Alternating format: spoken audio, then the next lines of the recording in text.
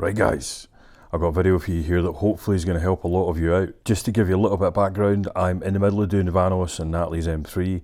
I've just fixed the axle on my BMW 330. I've been enjoying the 330, 328 for a couple of days. Took it out yesterday, it was raining.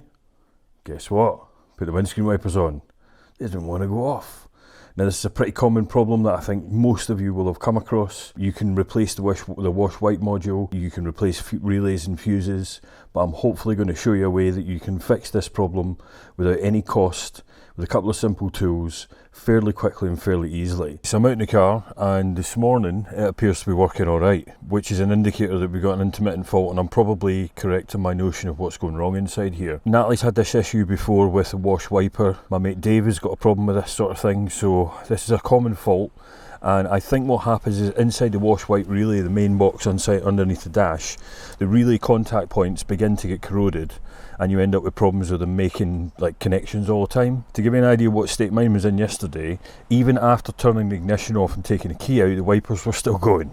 So I had to remove fuse number 36 to actually kill the wipers completely so that I could run on my car, and my car wasn't going to run out of batteries. So I'm going to get the module out, which is underneath the steering wheel in front of me. We'll get it in the bench inside. I'm going to pull it all apart and I'll show you what's going on inside of the relay. Okay guys, so glove box removed. So my wash wiper module is just here. I can get this out with one hand.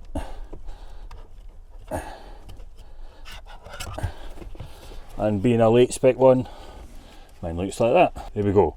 This thing basically is a box of relays controlled by the switch inside the car, which is on the stock. There's nothing wrong with going and buying a new one of these and banging it in. I just don't have the patience to wait for one of these to arrive, and I think I can probably fix this and get a bit more life out of it. So what I'm intending on doing here is opening it up and basically getting into the relay itself and cleaning out the contacts that are in the relay. Circuit board comes out like so, and inside here you've got a little chip and a couple of relays.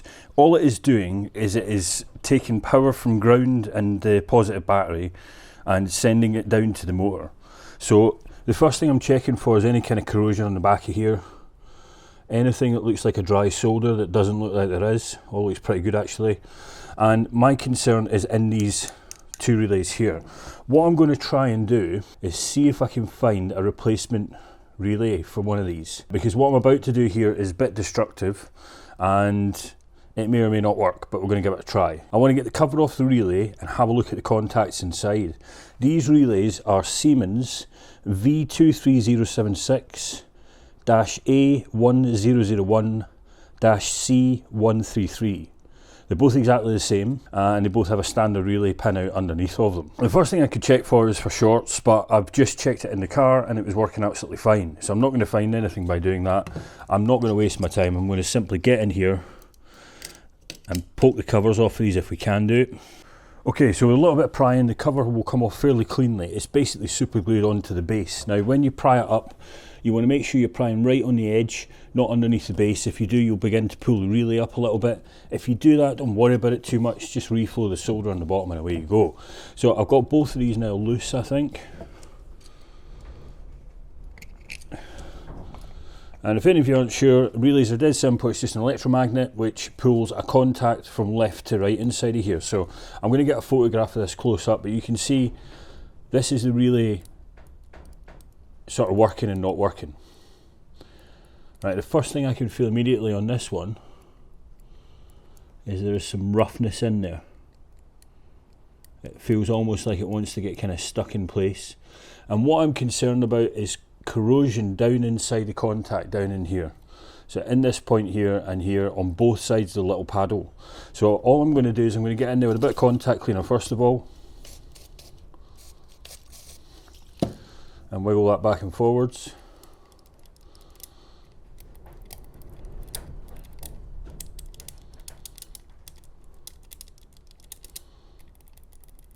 And I'm going to dry it off, and I'm going to, if I need to, get a little tiny bit of 800 grit sandpaper on a razor blade and just run it down inside of there. So let's just give that a little clean up and then I'll take a picture of it for you. Okay, so I think the contact cleaner wasn't sufficient, so what I've done is I've actually pulled the paddle out, and to give you a little example here, you can see at the tip of this screwdriver how corroded that contact point is. One on the other side isn't actually too bad. It should look more like this. So you can see that little shiny pad there. But this side here is going to require a little bit of love, so I'm going to just give this a little tiny rub with a bit of sandpaper and a bit of on a blade. I've got a photograph of that close up I'll insert just so you can see it clearly. And you know, if this contact is burnt out completely, then yeah, it's going to be time for a new module, there's no question about it. Or at least a new one of these relays if I can find one. If this fixes it and keeps me going for a bit longer, awesome. Okay, so I've got him a bit shinier now. Give it another blast of contact cleaner. Get it everywhere. And I'm going to try and get into the actual body itself and do the same. And I'll just slot this back in its little home. And then we're going to get this little magical spring back on.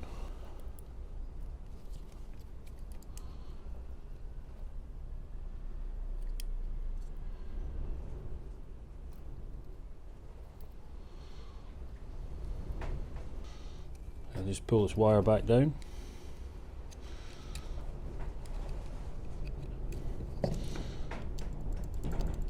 And that one's clean. So I'm going to do this next one now. I'm not going to bother spraying cleaner into this one, I'm just going to peel it apart. Wire out of the way. Little spring off the back. Just tweezers for that, I think.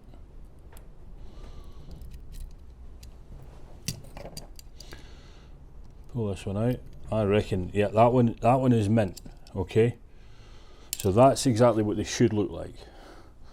You can see hopefully how clear that little pad is on the end of there. I'm not even going to touch that one, I don't think it needs to be bothered with. That one I think is for the high speed, which is why a lot of the times your high speed remains working, it's the intermittent that goes. So the contacts are cleaned as best I can. I can't really do much more than what I've done there. It looks like I've got a nice separation between the off state and the on. So I'm going to pop this back in the car and give it a little try. Okay, so we've got the relay plug back in.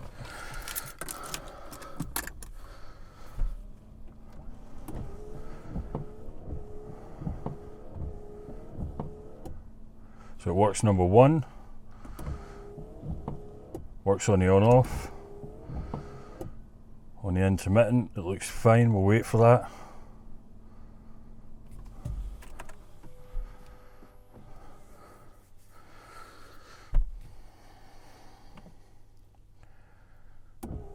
Yep, medium speed.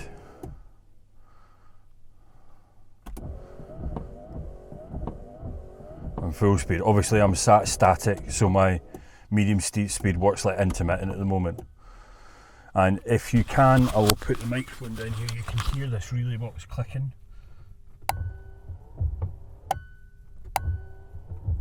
It's making a nice click. Excellent, okay.